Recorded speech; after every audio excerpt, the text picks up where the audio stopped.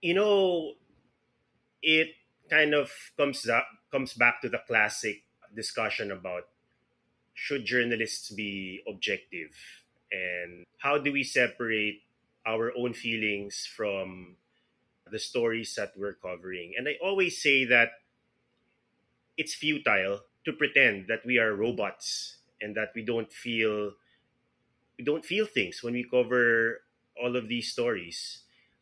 Some of those feelings are disgust, sadness, and a lot of times it's also anger. At yung galit na yon, tingin ko, kailangan mo ring i-embrace yun eh. Kasi marami sa mga bagay na nangyayari sa Pilipinas, talaga naman nakakagalit eh. Sabi ko nga, righteous anger yun eh. At yung galit na yun, ano yun,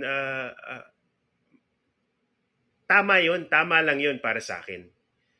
Of course, ibang usapin kung anong gagawin mo dun sa galit na yun.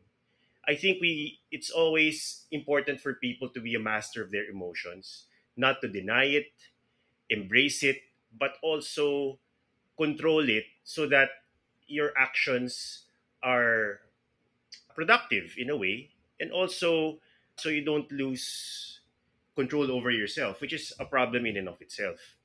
You can channel that anger into many things. You can be part of an organization, or you can write a book, so um, maraming iba-ibang paraan para gamitin yon, na imbis na naiinis ka na lang, imbis na yung galit mo nagto-turn into despair and then you become jaded yourself, you kind of use it to your own advantage.